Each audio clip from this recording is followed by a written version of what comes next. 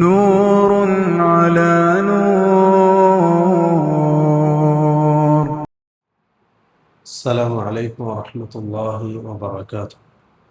الحمد لله رب العالمين، وصلى الله على نبينا محمد وعلى آله وأصحابه أجمعين، أما بعد. اللهم رب اشرح لي صدري ويسر لي أمري واحلل عقدة من لساني يفقه قولي. سبحانك لا علم لنا إلا ما علمتنا إنك أنت العليم الحكيم. اللهم رب زدنا علما نافعا وعملا متقبلا ورزقا حلالا طيبا. പ്രിയമുള്ള സഹോദരന്മാരെ, സഹോദരിമാരെ, നമ്മുടെ ഇന്ന് ഇൻഷാ അല്ലാഹ് ഇവിടെ ചർച്ച ചെയ്യുന്നത് മനുഷ്യൻ അവൻ്റെ ജീവിതത്തിൽ അനിവാര്യമായും ശ്രദ്ധിക്കേണ്ട, അനുവർത്തിക്കേണ്ട മര്യാദകളെ സംബന്ധിച്ചാണ്, ആദാബുകളെ സംബന്ധിച്ചാണ്. കാരണം മനുഷ്യൻ ഒരു സാമൂഹിക ജീവിയാണ്. മനുഷ്യനെ കൊണ്ട് ഒരിക്കലും ഒറ്റക്ക് താമസിക്കാൻ സാധ്യമല്ല. ആ മനുഷ്യൻ്റെ ജീവിതത്തിൻ്റെ വ്യത്യസ്ത മേഖലകളിലും വ്യത്യസ്ത സന്ദർഭങ്ങളിലും മറ്റു സഹജീവികളോട് പെരുമാറുകയും അവരുടെ കൂടെ ജീവിക്കുകയും ചെയ്യേണ്ടവരാണ് മനുഷ്യർ. ഒറ്റക്കൊരു ജീവിതം എന്ന സങ്കല്പം മനുഷ്യനില്ല, അത് സാധ്യവുമല്ല. അള്ളാഹു അങ്ങനെയാണ് മനുഷ്യൻ്റെ പ്രകൃതത്വത്തെ സൃഷ്ടിച്ചിരിക്കുന്നത്. ഒന്നില്ലെങ്കിൽ മറ്റൊരാളിലേക്ക് ആശ്രയക്കാരനാണ്. അപ്പം അതുകൊണ്ട് തന്നെ മനുഷ്യൻ്റെ ഇടപാടുകളിലും അവൻ്റെ സ്വഭാവത്തിലും പെരുമാറ്റത്തിലും സഹജീവികളോടുള്ള ആ മനുഷ്യൻ്റെ ഇടപാടിൽ എങ്ങനെയായിരിക്കണം ഉന്നതമായ രൂപം എന്ന് ഇസ്ലാം വരച്ചു കാട്ടിയിട്ടുണ്ട്, പഠിപ്പിച്ചിട്ടുണ്ട്. എല്ലാ മേഖലയിലും ഇസ്ലാം ഒരു അദബ്, മര്യാദ പഠിപ്പിക്കുന്നുണ്ട്. ഒരു ഹദീസ് മാത്രം നമ്മൾ പഠിച്ചാൽ മതി, നമുക്ക് ഈ ആദാബുകളെല്ലാം സ്വായത്തമാക്കാൻ സാധിക്കും. ഇമാം മുസ്ലിം റിപ്പോർട്ട് ചെയ്യുന്ന തമീമുദ്ദാരി റളിയല്ലാഹു അൻഹുവിൻ്റെ അതിശ്രദ്ധേയമായ ഒരു ഹദീസ്, റസൂലുള്ളാഹി സ്വല്ലല്ലാഹു അലൈഹി വസല്ലം തങ്ങൾ പറയാൻ, അദ്ദീനു അൻ-നസീഹ, ദീൻ എന്ന് പറയുന്നത് ഗുണകാംക്ഷയാണ്. എല്ലാ ഉന്നതമായ, എല്ലാ നല്ലതായ ഗുണങ്ങളും ആദാബുകളും മര്യാദകളും സ്വഭാവങ്ങളും അടങ്ങിയതാണ് ദീൻ എന്ന് പറയുന്നത്, അല്ലേ? ദീനിന്റെ പ്രത്യേകതയും അതാണ്. ദീൻ എന്ന് പറഞ്ഞാൽ എന്താ? നമുക്ക് മനസ്സിലാകുന്ന നല്ലൊരു എളുപ്പ ഭാഷയിൽ പറഞ്ഞാൽ ദീൻ എന്ന് പറഞ്ഞാൽ മനുഷ്യന് ദുനിയാവിൽ ജീവിക്കാൻ ആവശ്യമായി വരുന്ന സകല കാര്യങ്ങളും നിർദ്ദേശം നൽകുന്ന ഒരു ജീവിത സംഹിത രേഖ. അതാണ് ദീനുൽ ഇസ്ലാം.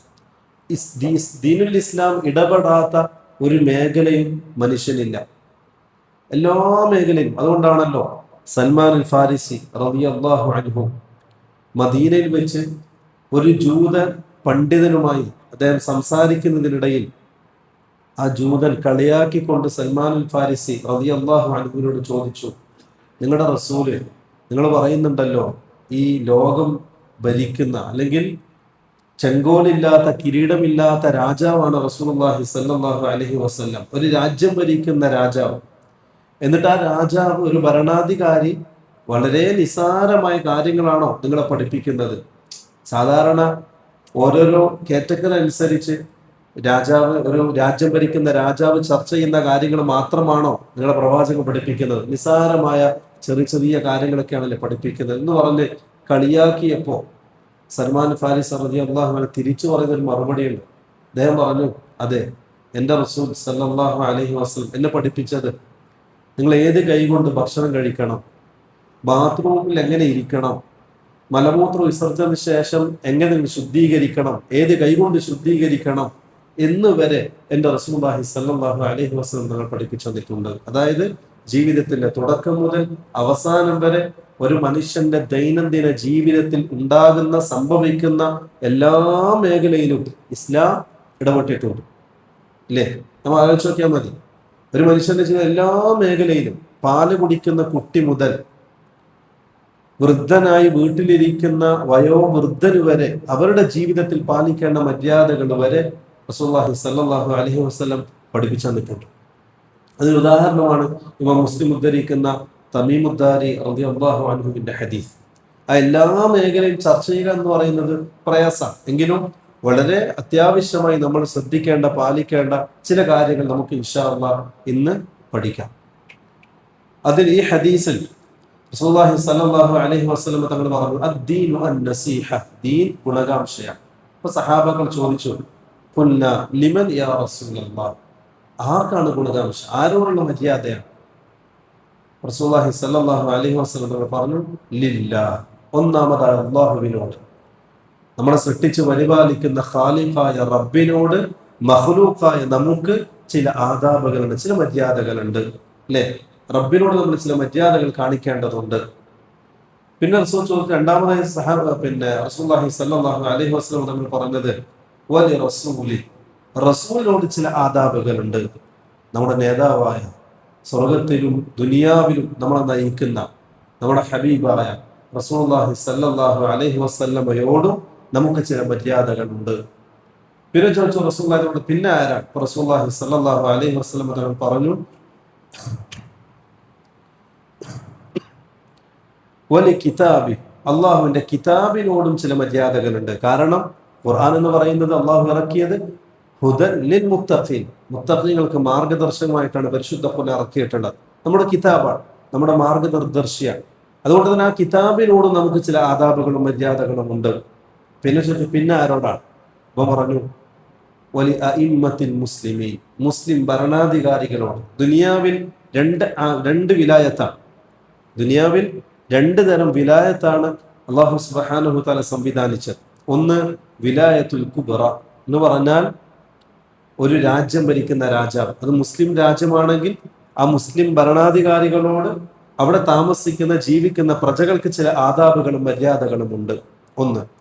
രണ്ടാമത്തത് അൽ വിലായത്തു സുഗ്റ എന്ന് പറഞ്ഞാൽ ഒരു രാജ്യം ഭരിക്കേണ്ട, മറിച്ച് നമ്മുടെ രാജ്യം പോലെ ഒരു ബഹുസ്വരത ജനാധിപത്യ രാജ്യത്ത് ജീവിക്കുന്ന വിശ്വാസികൾ, ആ വിശ്വാസികളുടെ നേതാക്കന്മാരായി ചമയപ്പെട്ടവർ ഒന്നെങ്കിൽ സംഘടനയുടെ നേതാക്കന്മാരായിരിക്കാം, അതല്ലെങ്കിൽ പള്ളിയിലെ ഖാദിമാരായിരിക്കാം, പള്ളിയിലെ ഖത്തീബുമാരായിരിക്കാം, അല്ലെങ്കിൽ ഇമാമുമാരായിരിക്കാം. അങ്ങനെയാണല്ലോ, ഒരു നാട്ടിൽ ഒരു മഹല്ലുണ്ടാവും, ആ മഹല്ലിൽ ഒരു ഖാദി ഉണ്ടാവും, മഹല്ലിൽ ഒരു ഖത്തീബ് ഉണ്ടാവും, മഹല്ലിൽ ഒരു ഉസ്താദ് ഇമാമും ഉണ്ടാവും. ആ മുസ്ലിമീങ്ങൾ അവരുടെ ദൈനംദിന ജീവിതത്തിൽ ആവശ്യമായി വരുന്ന ദീനിന്റെ മസലകളിൽ അവരാരെ സമീപിക്കുക?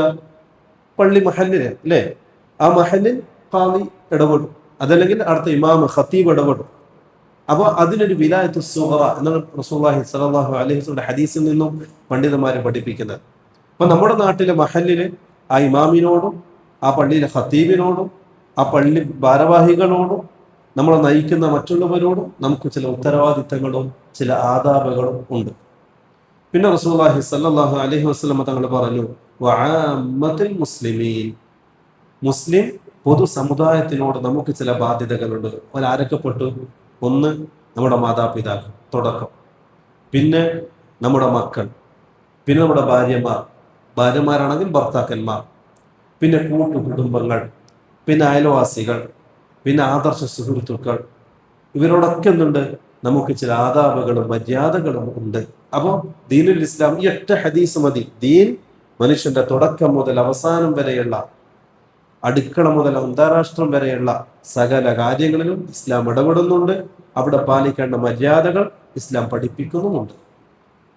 അപ്പോൾ വളരെ പ്രധാനപ്പെട്ട ചില കാര്യങ്ങൾ നമുക്ക് ഇൻഷാ അല്ലാഹ് ഇന്ന് പഠിക്കാം. അതിലൊന്നാമത്തത് ലില്ലാഹ്, അള്ളാഹുവിനോടുള്ള മര്യാദ, അള്ളാഹുവിനോടുള്ള ആദാബ്. എന്താ അള്ളാഹുള്ള ആദാബുകൾ? റസൂലുള്ളാഹി സ്വല്ലല്ലാഹു അലൈഹി വസല്ലം അബ്ദുല്ലാഹ് ഇബ്നു അബ്ബാസ് റളിയല്ലാഹു അൻഹുവിന്റെ ഉദ്ധരിക്കുന്ന സഹീഹായ ഹദീസിൽ അദ്ദേഹത്തിന് പഠിപ്പിച്ചു കൊടുക്കുന്ന ചില കാര്യങ്ങൾ, അടിമകൾക്ക് അള്ളാഹുവിനോടുള്ള ഒന്നാമത്തെ ബാധ്യത അൻ തഅ്ബുദൂഹു വലാ തുശ്രികൂ ബിഹി ശൈആ. അള്ളാഹിനോട് കാണിക്കേണ്ട മര്യാദ അതാ, അള്ളാഹിനോട് കാണിക്കേണ്ട അദബ് അതാ. എന്ത്? അൻ തഅ്ബുദൂഹു, അള്ളാഹിനെ മാത്രം ആരാധിക്കുക, വലാ തുശ്രികൂ ബിഹി ശൈആ, ഒരു നിലക്കും അള്ളാഹുവിനെ ശിർക്ക് പങ്കു ചേർക്കാതിരിക്കുക. ഇതാണ് റബ്ബിനോട് നമ്മൾ കാണിക്കേണ്ട ഒന്നാമത്തെ മര്യാദ. നമ്മൾ ആലോചിക്കണം, നമ്മുടെ ജീവിതത്തിൽ റബ്ബിനോടുള്ള ഈ മര്യാദയെങ്കിലും പൂർത്തിയാക്കാൻ നമ്മളെ കൊണ്ട് സാധിച്ചിട്ടുണ്ടോ? എത്ര ആൾക്കാരുണ്ട് ദുനിയാവിൽ മുസ്ലിമായി ജീവിക്കുന്നവർ റബ്ബിനോടുള്ള ഈ ഒന്നാമത്തെ ബാധ്യത പൂർത്തിയാക്കിയിട്ടുണ്ട്? നമ്മൾ ചിന്തിക്കേണ്ട വിഷയമാണ്. ഇതാണ് ഒന്നാമത്തെ ബാധ്യത, റബ്ബിനോട് അള്ളാഹിനെ മാത്രം ആരാധിക്കുക. എങ്ങനെ? നമ്മുടെ ദൈനംദിന ജീവിതത്തിൽ ആവശ്യമാകുന്ന സകല കാര്യങ്ങളും റബ്ബിന് മാത്രം പ്രതീക്ഷ അർപ്പിക്കുക. നമ്മൾ ചെയ്യുന്ന ഇബാദത്തുകൾ റബ്ബിന് വേണ്ടി മാത്രമാക്കുക. നമ്മുടെ മനസ്സിലുണ്ടാകുന്ന ഖുശൂ', അതേപോലെ തന്നെ ഖൗഫ്, റജാ എന്നിത്യാദി കാര്യങ്ങളും, അതേപോലെ നമ്മുടെ പ്രകടമായി ചെയ്യുന്ന, ബാഹ്യമായി ചെയ്യുന്ന നമ്മുടെ ഇബാദത്തുകൾ, നിസ്കാരം, ദുആ, ഇസ്തിഗാസ, ഇസ്തിആന, നമ്മൾ ബാഹ്യമായി ചെയ്യുന്ന പ്രവർത്തനങ്ങൾ, ഇതെല്ലാം റബ്ബിന് വേണ്ടി മാത്രമാക്കുക, റബ്ബിനോട് വേണ്ടി മാത്രമാക്കുക. ഇതാണ് റബ്ബിനോട് കാണിക്കേണ്ട ഒന്നാമത്തെ മര്യാദ. അത് കഴിഞ്ഞ ഒരുപാട് ക്ലാസ്സുകളിൽ നമ്മൾ വിശദീകരിച്ചതാണ്, ആ വിശദീകരിച്ച് കടക്കുന്നില്ല.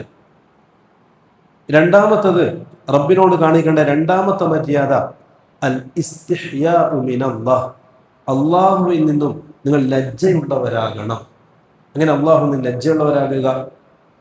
ഒരു കാര്യം സദാ നമ്മുടെ മനസ്സിൽ ഉണ്ടായിരിക്കേണ്ട ഒരു കാര്യം, റബ്ബ് എന്നെ കാണുന്നുണ്ട് എന്ന ചിന്ത ഉണ്ടാക്കിയെടുക്കുക. റബ്ബ് സദാസമയം എന്നെ കാണുന്നുണ്ട് എന്ന ചിന്ത മനസ്സിലുണ്ടാക്കിയെടുക്കുക. ഇന്ന റബ്ബക ലബിൽ മിർസാദ്. നിന്റെ രക്ഷിതാവ് ഒരു നിശ്ചിത സ്ഥാനത്ത് നിന്നും നിന്നെ നിരീക്ഷിച്ചു കൊണ്ടിരിക്കുന്നുണ്ട്. അല്ലേ? മാ യൽഫിദു മിൻ ഖൗലിൻ ഇല്ലാ ലദൈഹി റഖീബുൻ അതീദ്. റഖീബും അതീദും രേഖപ്പെടുത്താതെ ഒരു ലഫ്ദ് പോലും നിങ്ങൾ ഉച്ചരിക്കുന്നില്ല. അതേപോലെ തന്നെ നമ്മുടെ രഹസ്യ ജീവിതം മുഴുവനും അള്ളാഹു കണ്ടുകൊണ്ടിരിക്കുന്നുണ്ട്, കേട്ടുകൊണ്ടിരിക്കുന്നുണ്ട്. അപ്പൊ ആ രഹസ്യ ജീവിതത്തിൽ അള്ളാഹിന്റെ മുന്നിൽ ലജ്ജയുള്ളവനാകുക. എങ്ങനെ ലജ്ജയുള്ളവനാകുക? രഹസ്യ ജീവിതം നന്നാക്കുക, രഹസ്യ ജീവിതത്തിൽ അള്ളാഹുവിനെ സൂക്ഷിക്കുക. അള്ളാഹു കാണുമ്പോ അള്ളാഹിന്റെ മുന്നിൽ മാന്യനാകുക, ജനങ്ങളെ മുന്നിൽ മാന്യനാകുക, ജനങ്ങളെ മുന്നിൽ നല്ല മുത്തഖിയാകുക.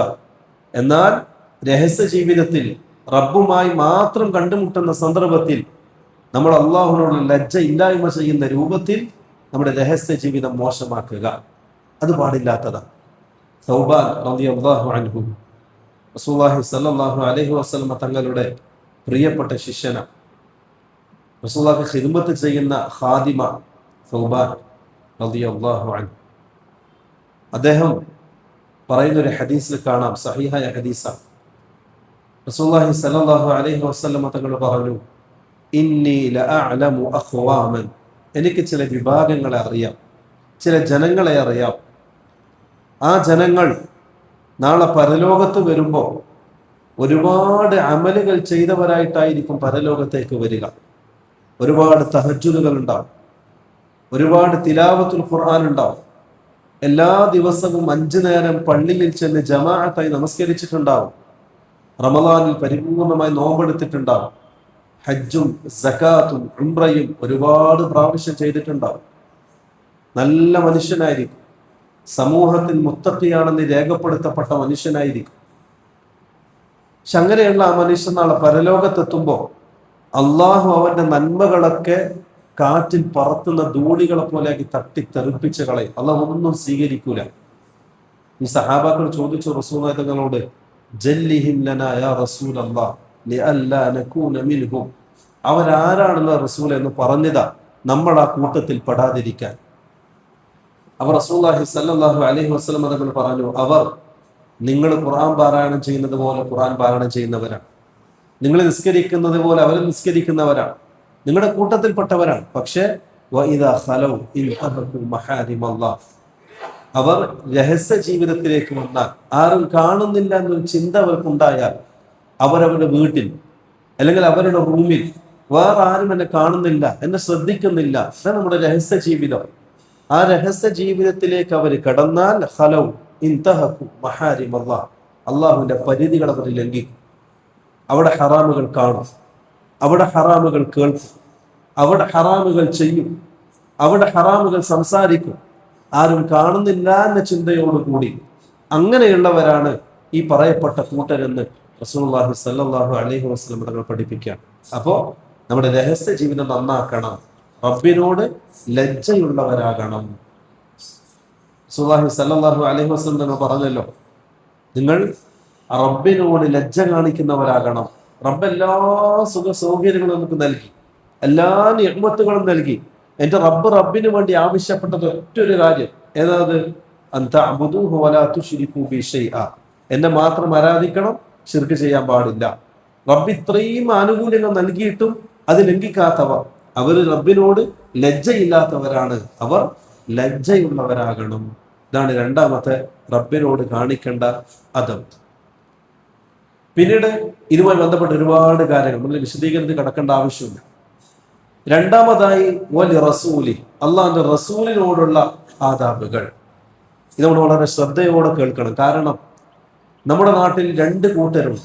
ഒന്ന്, റസൂലുള്ളാഹി തങ്ങളോടുള്ള ആദാബിൽ, മര്യാദയിൽ അതിര് കവിഞ്ഞവർ. എങ്ങനെ അതിര് കവിയ? റസൂലിനോട് കാണിക്കേണ്ട മര്യാദ ചെയ്ത് അതിര് കവിഞ്ഞ് റസൂലിനെ മഅബൂദാക്കുന്ന അവസ്ഥയിലെത്തി, റസൂലിനെ ആരാധിക്കുന്ന അവസ്ഥയിലേക്ക് എത്തി. അത് പാടില്ല. രണ്ടാമത്തെ വിഭാഗം, റസൂലിനോട് കാണിക്കേണ്ട മര്യാദ ഒന്നും ചെയ്യാതെ നമ്മളെപ്പോലെ സാധാരണ ഒരു മനുഷ്യനാക്കി റസൂലിനെ തള്ളുകയും ചെയ്തു. ഒരുപാട് വീഴ്ച വരുത്തി റസൂലിനോട് കാണിക്കേണ്ട മര്യാദകളിൽ വീഴ്ച വരുത്തി. എന്നാൽ അഹ്ലുസുന്നത്തി വൽ ജമാഅ രണ്ടിനും ഇടയിലാണ്. അവര് റസൂലിനോട് കാണിക്കേണ്ട മര്യാദകളിൽ വീഴ്ച വരുത്തൂല, റസൂലിനോട് കാണിക്കേണ്ട മര്യാദകളിൽ അതിര് കവിയുകയും ഇല്ല. ചെയ്യേണ്ടത് സഹാബാക്കൾ കാണിച്ചതുപോലെ അവർ ചെയ്യും. ഇതാണ് അഹ്ലുസുന്നത്തി വൽ ജമാഅത്തിന്റെ പ്രത്യേകത. ഞാൻ പറയാൻ കാരണം, റസൂലിനോടുള്ള ഈ അദബിലും മര്യാദയിലും നമ്മുടെ നാട്ടിൽ രണ്ട് വിഭാഗമുണ്ട്. ഒരു കൂട്ടർ എന്ത് ചെയ്തു? റസൂലിനെ പുകഴ്ത്തി, ഒരുപാട് പുകഴ്ത്തി. ആ പുകഴ്ത്തിന്റെ ഭാഗമായി റസൂല് പഠിപ്പിക്കാത്ത പലതും അവർ ചെയ്തു കൂട്ടി. റസൂലിനെ സംബന്ധിച്ച് അള്ളാഹുവോ അള്ളാഹിന്റെ റസൂലോ സഹാബാക്കളോ പറയാത്ത കള്ള കഥകൾ അവരുണ്ടാക്കി. എന്നിട്ട് അത് വലിയൊരു മഹത്വമായി പറഞ്ഞു നടന്നു. അതിന്റെ ആവശ്യമുണ്ടോ റസൂലുള്ളാഹിക്ക്? ഇല്ല. റസൂലിനെ സംബന്ധിച്ച് അള്ളാഹു അള്ളാഹിന്റെ റസൂൽ എങ്ങനെ പരിചയപ്പെടുത്തിയോ അങ്ങനെ വിശ്വസിക്കുക, എങ്ങനെ സ്നേഹിക്കാൻ പറഞ്ഞു അങ്ങനെ സ്നേഹിക്കുക, എങ്ങനെ പെരുമാറാൻ പറഞ്ഞു അങ്ങനെ പെരുമാറുക, എങ്ങനെയാണോ മര്യാദ കാണിക്കാൻ പഠിപ്പിച്ചത് ആ മര്യാദ നമ്മൾ പാലിക്കുക. അതിന് കവിയേണ്ട ആവശ്യമില്ല. കാരണം സഹാബാക്കൾ ജീവിക്കുന്ന മാതൃകയാണ് റസൂലിനോടുള്ള ആദാബിലും മര്യാദയിലും സ്നേഹത്തിലും. രണ്ടാമതൊരു കൂട്ടർ എന്ത് ചെയ്തു? റസൂല് നമ്മളെ പോലെ സാധാരണ ഒരു മനുഷ്യനാക്കി. ഒരു മഹബത്തുമില്ല, പ്രത്യേകമായ ഒരു സ്നേഹമോ പ്രത്യേകമായ ഒരു ആദരവോ ബഹുമാനമോ ഒന്നും അവരുടെ മനസ്സിലില്ല. സാധാരണ ഒരു മനുഷ്യൻ, ഒരു പ്രസ്ഥാനത്തിന്റെ നേതാവിനെ പോലെ, അല്ലെങ്കിൽ ഒരു പ്രസ്ഥാന സംഘടനയുടെ സെക്രട്ടറി പ്രസിഡന്റിനെയും പോലെ ഒരു നേതാവിനെ പോലെ മാത്രം അവർ കണ്ടു. അതും പാടില്ലാത്തതാണ്. അവർ ഒരുപാട് വീഴ്ച വരുത്തി. അഹ്ലുസുന്ന രണ്ടിനും ഇടയിലാണ്. എങ്ങനെ റസൂലിനെ സ്നേഹിക്കണം, എങ്ങനെ മര്യാദ കാണിക്കണം, അത് ജീവിക്കുന്ന മാതൃകയാണ് സഹാബാക്കളുടെ ജീവിതം. ഒരുപാട് ഉദാഹരണങ്ങൾ റസൂലിന്റെ സ്നേഹത്തിന്റെയും റസൂലിനോടുള്ള മഹബത്തിന്റെയും ആദരവിന്റെയും ഒരുപാട് ഉദാഹരണങ്ങൾ സഹാബാക്കളുടെ ജീവിതത്തിൽ നമ്മൾ കാണുന്നതാണ്. 4 കാര്യങ്ങളാണ് റസൂലിനോടുള്ള ആദാബിൽ നമ്മൾ ശ്രദ്ധിക്കേണ്ടത്. 4 കാര്യങ്ങൾ.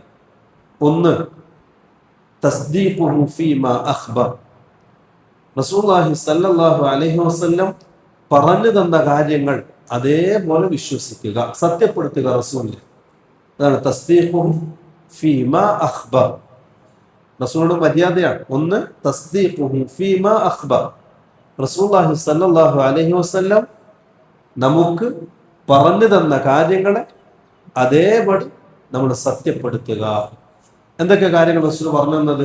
ഒരുപാടുണ്ട് അല്ലേ? പണ്ഡിതർ അതിന് 3ആയി തരംതിരിച്ചു. ഒന്ന്, കഴിഞ്ഞ കാലഘട്ടത്തിലെ സംഭവങ്ങൾ. ഏതുപോലെ? ബനൂ ഇസ്രായേലിന്റെ സംഭവം, മുമ്പ് കഴിഞ്ഞ പ്രവാചകന്മാരുടെ സംഭവങ്ങൾ, ഇനിത്യാദി കാര്യങ്ങൾ. അത് അതേപോലെ വിശ്വസിക്കുക. രണ്ടാമത്തത്, റസൂലുള്ളാഹി തങ്ങളുടെ കാലഘട്ടത്തിൽ നടന്ന സംഭവങ്ങൾ. ഏതുപോലെ? ഇസ്രാ മിഅ്റാജ് പോലെ. അത് റസൂലുള്ളാഹി തങ്ങളുടെ ജീവിതകാലത്ത് ഉണ്ടായ ചില മുഅ്ജിസാത്തുകൾ പോലെ. ചന്ദ്രൻ പിളർന്ന സംഭവം, ഒട്ടകവും പശുവും റസൂൽ സംസാരിച്ച സംഭവം പോലെ. അദാബുൽ ഖബർ, അവ ഖബറിൽ മനുഷ്യ ശിക്ഷിക്കപ്പെടുന്ന റസൂൽ അറിഞ്ഞതുപോലെ. റസൂലിന്റെ വിരലിനിടയിലൂടെ ശുദ്ധജലം ഒഴുകിയതുപോലെ. ഇതൊക്കെ റസൂലിന്റെ കാലഘട്ടത്തിൽ നടന്ന ചില സംഭവങ്ങൾ റസൂൽ അറിയിച്ചു തന്നതാണ്. അതും അതേപോലെ സത്യപ്പെടുത്തുക. മൂന്നാമത്തത്, ഇനി ഭാവിയിൽ വരാനിരിക്കുന്ന റസൂൽ അറിയിച്ചെന്ന കാര്യങ്ങൾ അതും അത് സംഭവിക്കുമെന്ന് അതേപോലെ നമ്മൾ എന്ത് ചെയ്യുക, സത്യപ്പെടുത്തുക. ഇതാണ് തസ്ദീഖുഹു ഫീമാ അഖ്ബർ. റസൂലുള്ളാഹി തങ്ങൾ അറിയിച്ചതുപോലെ നമ്മൾ എന്ത് ചെയ്യുക, സത്യപ്പെടുത്തുക. ഈ വിഷയത്തിൽ ഒരുപാട് ആൾക്കാർ പയച്ചു പോയിട്ടുണ്ട്. തുടക്കം മുഅ്തസിലാക്കൾ എന്ത് ചെയ്തു, റസൂൽ അറിയിച്ച കാര്യങ്ങൾ അവരുടെ ബുദ്ധിക്ക് യോജിക്കുന്നതാണോ അവർ സ്വീകരിച്ചു, അവരുടെ ബുദ്ധിക്ക് യോജിക്കാത്തതാണോ അവർ തള്ളി. ഒരു കാലഘട്ടത്തിൽ കഴിഞ്ഞു പോയ ഒരു ബിദ്അഈ പ്രസ്ഥാനം, ആ ബിദ്അഈ പ്രസ്ഥാനത്തിന്റെ ചാബല്യങ്ങൾ പേറി നടക്കുന്ന ഇന്നത്തെ പല സമുദായങ്ങളും അവരെന്ത് ചെയ്തു, അതേ സമ്പ്രദായം അവർ ഏറ്റെടുത്തു. അവരുടെ ബുദ്ധിക്ക് യോജിക്കുന്നതാ ഹദീസുകളാണോ അവർ സ്വീകരിക്കും, അവരുടെ ബുദ്ധിക്ക് യോജിക്കാത്തതാണോ അവർ തള്ളും. നഊദു ബില്ലാഹ്, അല്ലാഹു കാക്കട്ടെ. അത് റസൂലിനോടുള്ള അദബിൽ, മര്യാദയിൽ ഒന്നാമത്തിന്റെ ലംഘനമാണ്. റസൂൽ അറിയിച്ച കാര്യങ്ങളെ അത് സഹീഹായി സ്ഥിരപ്പെട്ടതാണോ, അത് സത്യപ്പെടുത്താൻ നമ്മൾ ബാധ്യസ്ഥരാണ്. നമ്മുടെ ബുദ്ധിക്ക് യോജിക്കുന്നതാണെങ്കിലും ഇല്ലെങ്കിലും. കാരണം എന്താ അറിയോ, നമ്മൾ ആവർത്തിച്ച് പറയുന്ന ഒരു കാര്യമാണ്, അള്ളാഹു നമുക്ക് നൽകിയ ബുദ്ധി അത് കേവലം ഈ ദുനിയാവിന്റെ കാര്യങ്ങൾ ചിന്തിക്കാനുള്ളതാണ്. ദുനിയാവിന്റെ അപ്പുറത്തുള്ള ചില കാര്യങ്ങൾ ചിന്തിക്കാൻ നമ്മുടെ ഈ ബുദ്ധിക്ക് അള്ളാഹു ശേഷി നൽകിയിട്ടില്ല. അതുകൊണ്ടാണ് ഖബർ തൊട്ട് അങ്ങോട്ടുള്ള ജീവിതം ആരുടെയും ഭാവനയിൽ നമുക്ക് ചിത്രീകരിക്കാൻ സാധിക്കാത്തത്. നമ്മുടെ ഭാവനക്ക് പ്രസക്തിയില്ല അവിടെ. കാരണം അത് ചിന്തിക്കാനുള്ള ശേഷി നമ്മുടെ ബുദ്ധിക്ക് നൽകിയിട്ടില്ല. അള്ളാഹു നമ്മുടെ ഈ ജീവിതം, ഈ ജസദ്, നമ്മുടെ റൂഹിനെ സമന്വിപ്പിച്ച്, നമ്മുടെ റൂഹിനെ അള്ളാഹു ചേർത്തിട്ടുള്ള ഈ ജസദ്, ഈ ശരീരം, അത് ഈ ഭൗതിക ജീവിതത്തിന് വേണ്ടി അള്ളാഹു തയ്യാറാക്കിയതാണ്. അതുകൊണ്ട് തന്നെ ഈ ഭൗതികപരമായി ചിന്തിക്കാനുള്ള ശേഷി മാത്രം നമ്മുടെ ബുദ്ധിക്ക് അള്ളാഹു നൽകിയിട്ടുള്ളൂ. അതിൻ്റെ അപ്പുറം ചിന്തിക്കാൻ ഈ ബുദ്ധി പര്യാപ്തമല്ല. അതുകൊണ്ട് റസൂൽ പറഞ്ഞ കാര്യങ്ങൾ അധികവും ഗൈബിയായ കാര്യങ്ങളാണ്.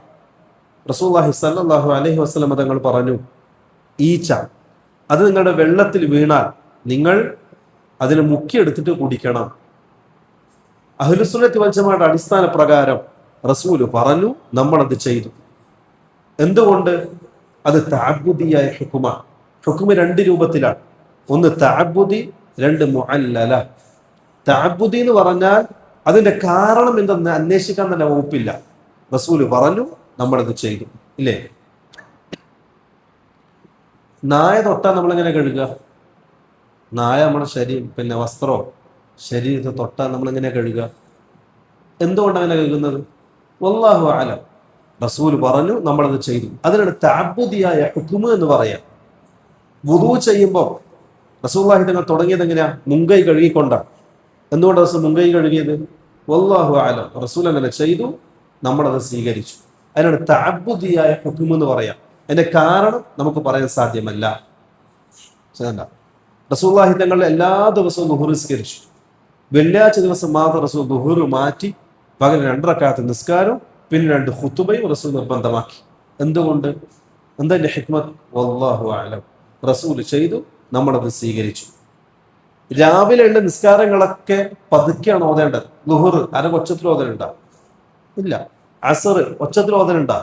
പതുക്കെ, അല്ലേ? പക്ഷെ ഇതേപോലെ പകലുള്ള 2 നിസ്കാരങ്ങൾ, പെരുന്നാൾ നിസ്കാരം, ജുമാ നിസ്കാരം, അതേപോലെ തന്നെ ഹുസൂഫ്, പിന്നെ ഇസ്തിസ്ഖാ, ഈ നിസ്കാരങ്ങളിലൊക്കെ നമ്മൾ എന്ത് ചെയ്തു? ഒച്ചത്തിൽ ഓതി. എന്തുകൊണ്ട്? റസൂൽ കാണിച്ചു, നമ്മളത് ചെയ്തു. ഇതിനാണ് തഅബ്ബുദിയായ ഹുക്ം എന്ന് പറയാം. അപ്പൊ റസൂൽ തങ്ങൾ ഗൈബിയായ കാര്യങ്ങളൊക്കെ പറഞ്ഞത് തഅബ്ബുദിയായ ഹുക്മാണ്. നമ്മുടെ ബുദ്ധിക്കോ ചിന്തക്കോ പ്രസക്തിയില്ല. റസൂൽ പറഞ്ഞു, നമ്മൾ അനുസരിച്ചു, ചെയ്തു. അതേപോലെ ഈച്ചയുടെ സംഭവം. റസൂൽ പറഞ്ഞു, നിങ്ങളുടെ പാനീയത്തിൽ ഈച്ച വീണാൽ നിങ്ങൾ എന്ത് ചെയ്യണം? അതിനെ മുക്കിയെടുത്തിട്ട് കുടിക്കണം. നമ്മളങ്ങനെ ചെയ്തു. അത് എന്തുകൊണ്ട്? അങ്ങനെ ആയിക്കൂടെ, ഇങ്ങനെ ആയിക്കൂടെ? ആ ഒരു ചിന്തക്ക് അവിടെ പ്രസക്തി ഇല്ല. കാരണം ഇത് ഹുക്മു തഅബ്ബുദിയാണ്. രണ്ടാമത്തത് മുഅല്ലല. മുഅല്ലല എന്ന് പറഞ്ഞാൽ കാരണമുള്ള ചില ഹുക്കുമുകൾ. ഏതുപോലെ? റസൂലുള്ളാഹി സ്വല്ലല്ലാഹു അലൈഹി വസല്ലം തങ്ങൾ പറഞ്ഞു, പലിശ വരുന്ന ചില സാമ്പത്തിക ഇടപാടിനെ സംബന്ധിച്ച് പറയുമ്പോൾ 6 കാര്യങ്ങൾ അതിൽ പലിശ സംഭവിക്കും. റസൂൽ എണ്ണിയത് ഏതൊക്കെ അറിയോ? ഒന്ന് അദ്ദഹബു വൽ ഫിദ്ദ, ഒന്ന് സ്വർണം, 2 വെള്ളി, 3-മത്തത് ബുർറ് ഗോതമ്പ്, 4-മത് ഷഈർ ബാർലി, 5-മത്തത് സബീബ്, 5-മത്തത് തംബർ ഈത്തപ്പഴം, 6-മത്തത് മിൽഹ് ഉപ്പ്. ഈ 6 കാര്യങ്ങൾ റസൂൽ പലിശയുടെ ഇനത്തിൽ പെടുത്തും. നമ്മൾ ആലോചിക്കേണ്ട ഒരു കാര്യം,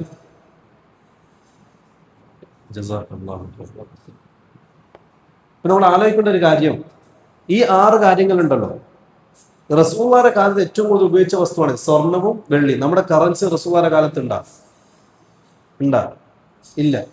അന്ന് ഈ കറൻസിക്ക് പകരം ഉപയോഗിച്ചത് സ്വർണ്ണ നാണയം, വെള്ളി നാണയം.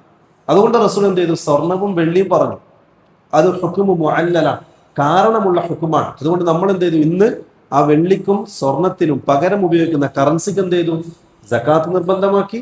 അതേപോലെ ആ കറൻസിക്ക് പലിശ എന്ന ഹുക്മു വരികയും ചെയ്തു. ഇതാണ് ഹുക്മു മുഅല്ലല എന്ന് പറഞ്ഞു, കാരണമുള്ള ഹുക്കം. മനസ്സിലാകുന്നുണ്ടോ? അപ്പൊ നമ്മൾ ചിന്തിക്കേണ്ട കാര്യം, റസൂലുള്ളാഹി തങ്ങൾ പറഞ്ഞ തഅബ്ബുദിയായ ഹുക്മുകളൊക്കെ നമ്മുടെ ബുദ്ധിക്ക് സ്ഥാനമില്ലാതെ അത് അംഗീകരിക്കുകയും വിശ്വസിക്കുകയും ചെയ്യുക എന്നുള്ളത് നമ്മൾ ബാധ്യസ്ഥരാണ്. ഇതാണ് ഒന്നാമത്തത്. രണ്ടാമത്തത് തഅതുഹു ഫീമാ അമർ, റസൂലുള്ളാഹി തങ്ങൾ കൽപ്പിച്ച കാര്യങ്ങളൊക്കെ അനുസരിക്കുക. റസൂൽ കൽപ്പിച്ചതാണോ അനുസരിക്കുക. അതൊരു പക്ഷെ നമ്മുടെ കാലഘട്ടത്തിന് യോജിക്കാത്തതായിരിക്കാം, ഒരുപക്ഷെ നമ്മുടെ നാട്ടിന്റെ സമ്പ്രദായത്തിനോട് യോജിക്കാത്തതായിരിക്കാം, നമ്മുടെ ഇഷ്ടത്തിനും താല്പര്യത്തിനും യോജിക്കാത്തതായിരിക്കാം. അതിനൊന്നും അവിടെ ഒരു പ്രസക്തിയില്ല. റസൂല് കൽപ്പിച്ചതാണോ അത് അതേപടി അനുസരിക്കുക. നിങ്ങളൊരു കാര്യം മനസ്സിലാക്കണം, റസൂല് കൽപ്പിച്ച കാര്യങ്ങൾ, അതിന്റെ പ്രത്യേകത എന്താ അറിയോ? റസൂല് കൽപ്പിച്ച കാര്യങ്ങൾ അത് ഏത് കാലഘട്ടത്തിലും ഏത് സ്ഥലത്തിലാണെങ്കിലും കാലിക പ്രസക്തമാണ്. ഒരു പ്രശ്നം ഇതിലുണ്ടായിട്ടില്ല എവിടെയും. അപ്പൊ റസൂല് കൽപ്പിച്ച കാര്യങ്ങൾ എന്ത് ചെയ്യുക? അതേപോലെ അനുസരിക്കുക. അതും റസൂലുള്ളാഹിയുടെ മര്യാദകളിൽ പെട്ടതാണ്. മൂന്നാമത്തത്, റസൂലുള്ളാഹി സ്വല്ലല്ലാഹു അലൈഹി വസല്ലം നിരോധിച്ച കാര്യങ്ങൾ, പാടില്ല എന്ന് പറഞ്ഞ കാര്യങ്ങൾ, അത് ജീവിതത്തിൽ നിന്നും പാടെ ഒഴിവാക്കുക. ഇജ്തിനാബു മാ നഹാ അൻഹു വസജർ, റസൂല് നമ്മുടെ ജീവിതത്തിൽ നിരോധിച്ച കാര്യങ്ങൾ ജീവിതത്തിൽ നിന്ന് പാടെ ഒഴിവാക്കുക.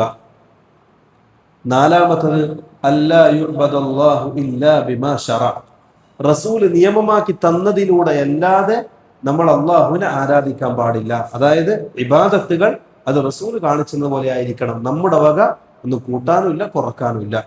നമ്മൾ ചെയ്യുന്ന എല്ലാ ഇബാദത്തും അത് റസൂല് കാണിച്ചത് പോലെ ആയിരിക്കണം. അതാണ് റസൂൽ കാണിക്കേണ്ട ഏറ്റവും വലിയ മര്യാദ. അതുകൊണ്ട് ഇമാം മാലിക് റഹ്മത്തുള്ളാഹി അലൈഹി പറഞ്ഞത്, ആരെങ്കിലും റസൂല് കാണിക്കാത്ത പഠിപ്പിക്കാത്ത ഒരു ഇബാദത്തിന്റെ അടിസ്ഥാനത്തിൽ ഒരാൾ ചെയ്താൽ ഒരു പ്രവർത്തനം, അതേതായാലും പുണ്യം കിട്ടുമെന്ന് പ്രതീക്ഷിച്ചുകൊണ്ട് റസൂല് പഠിപ്പിക്കാത്ത, റസൂല് കാണിക്കാത്ത, റസൂലിന്റെ ചര്യയിലില്ലാത്ത ഒരു പ്രവൃത്തി ഒരാൾ ചെയ്താൽ അയാളുടെ വാദം റസൂലുള്ളാഹി തങ്ങളുടെ റിസാലത്തിൽ വഞ്ചന കാണിച്ചു എന്നുള്ളതാണ്. നമ്മൾ എന്ത് പറയേണ്ടി വരും?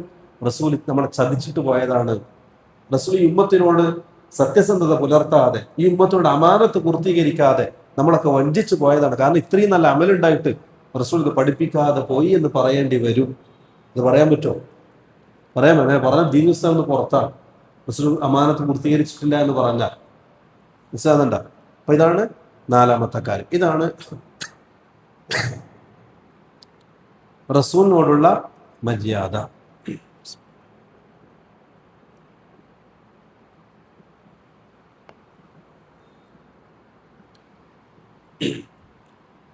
അടുത്തതായി അള്ളാന്റെ കിതാബിനോടുള്ള മര്യാദ, അതായത് ഖുർആനിനോടുള്ള മര്യാദ. ഞാൻ പറയുന്നതിന് മുൻപ് നിങ്ങൾ ശ്രദ്ധിക്കേണ്ട, ചിന്തിക്കേണ്ട ഒരു കാര്യമുണ്ട്. ആരും വേദനിപ്പിക്കാനോ പ്രയാസപ്പെടുത്താനോ അല്ല, മറിച്ച് ചിന്തിച്ചിട്ട് നമ്മുടെ ജീവിതം നന്നാക്കാൻ.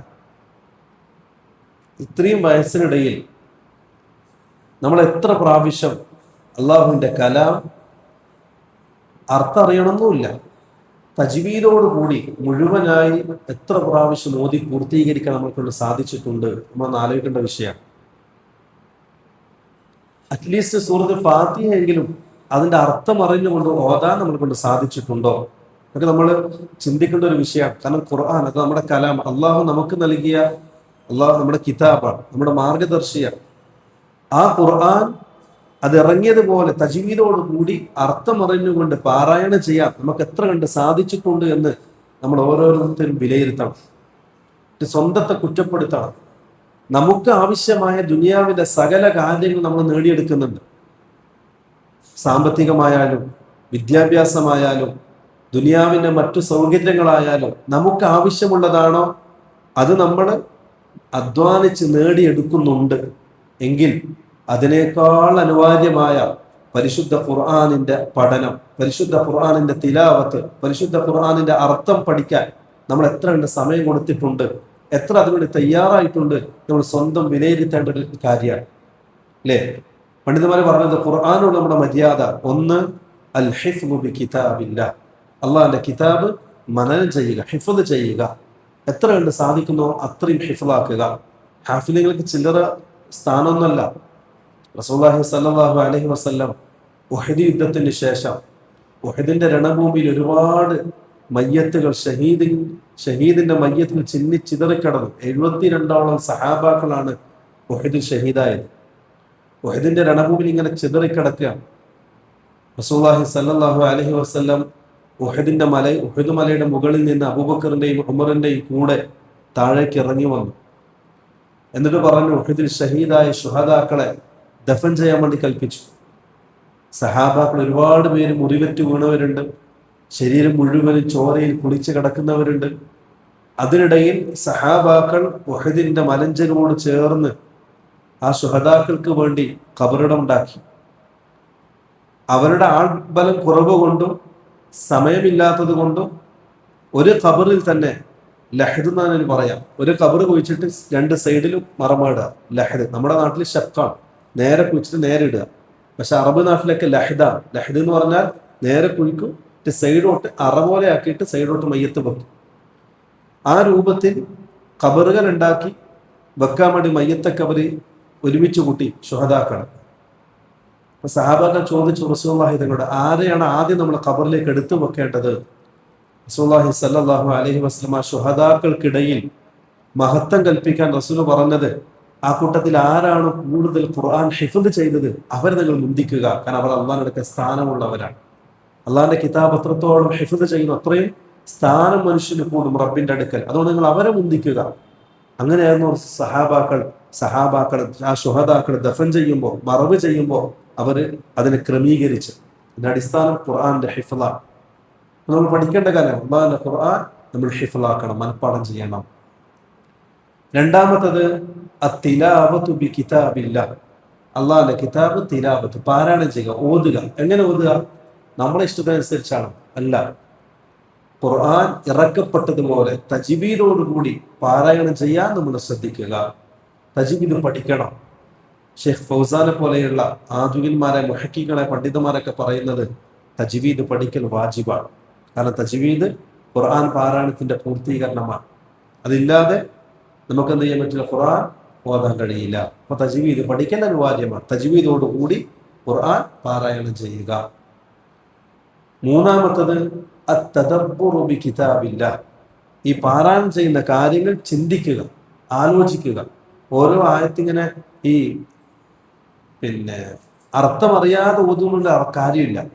ആ ഓതുന്ന ആയാത്തുകളുടെ അർത്ഥം ചിന്തിക്കുക. അത് ഏറ്റവും നല്ല പണി. എല്ലാം പഠിക്കാൻ നമുക്ക് ചിലപ്പോൾ സാധിച്ചൊന്നും വരില്ല. അതിൽ ഏറ്റവും നല്ല പണി എന്താ പറയുക, ഒഴിവിട്ടുന്ന സമയം, ദിവസത്തിൽ ഒരു സമയം ഖുർആന്റെ പരിഭാഷ വായിക്കാൻ വേണ്ടി മാറ്റിവെക്കുക. ഒരുപാട് ഉപകാരപ്പെടും. നാലാമത്തത് ആ ഖുർആനിൽ പറയപ്പെട്ട കാര്യങ്ങൾ ജീവിതത്തിൽ പ്രാവർത്തികമാക്കുക. ഇതാണ് ഖുർആനോടുള്ള നമ്മുടെ 4 മര്യാദകൾ.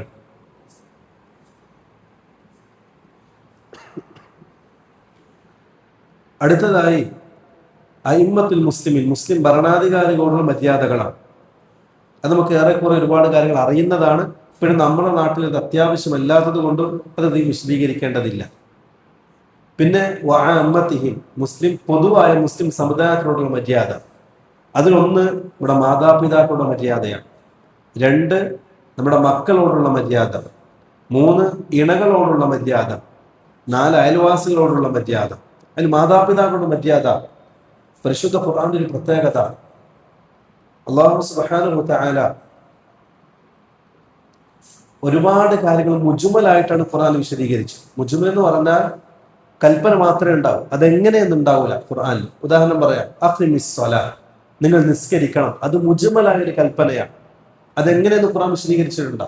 ആദ്യം കൈകെട്ടണം, പിന്നെ റുക്കൂ, പിന്നെ ഇഅ്തിദാൽ, വിശദീകരണം ഉണ്ടാകും ഇല്ല. നിങ്ങൾ സകാത്ത് കൊടുക്കണം. എത്ര, എപ്പോ, എങ്ങനെ ഖുർആനിലുണ്ടാകും? ഇല്ല.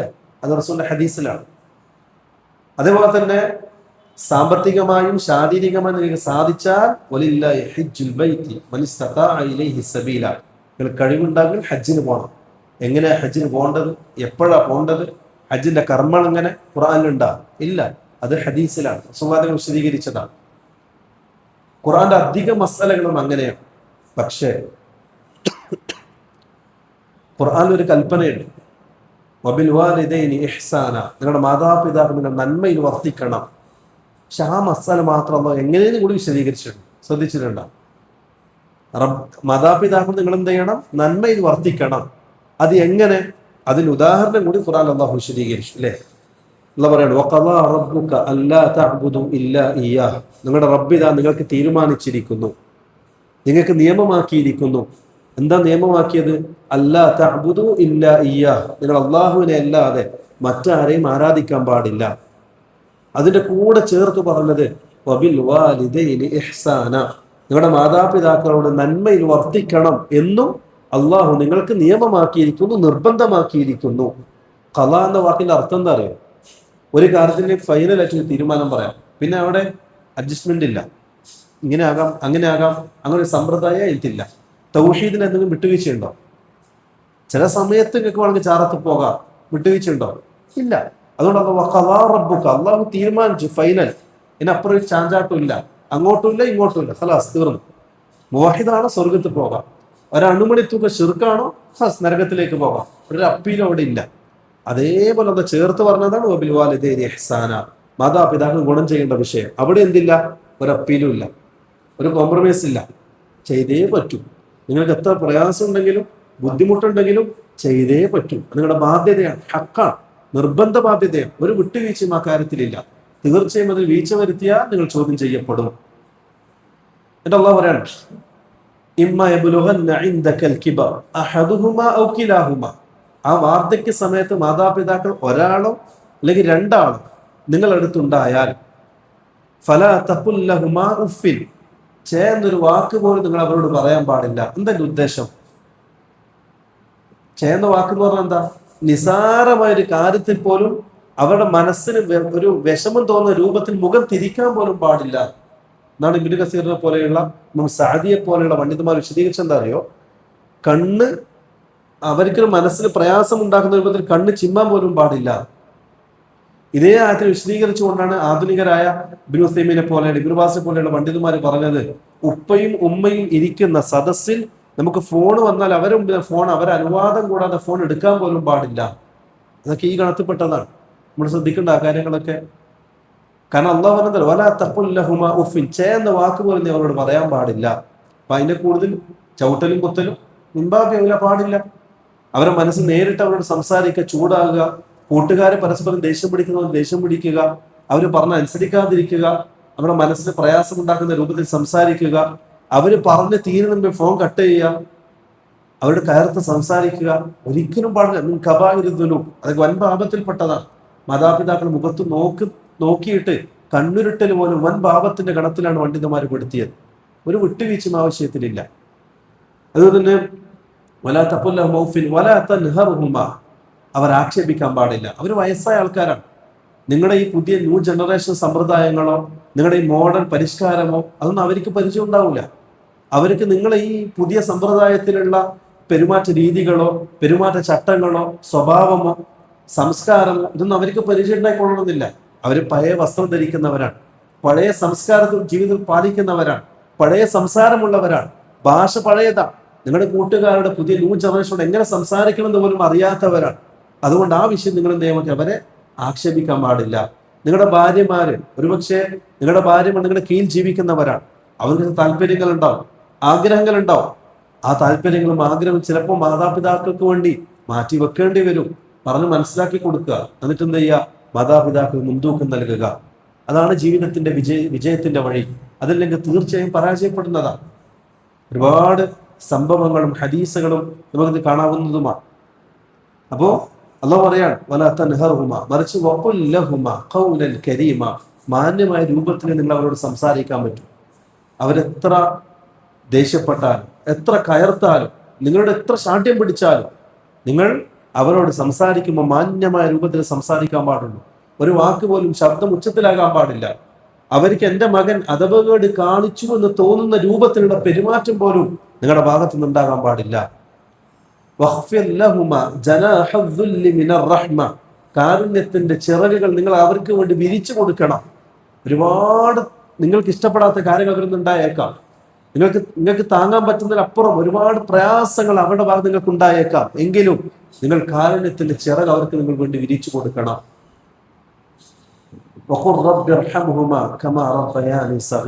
അള്ളാഹു പരിശുദ്ധ ഖുർആനിൽ ദുആ ചെയ്യാൻ കൽപ്പിച്ച രണ്ട് കാര്യങ്ങളാണ്.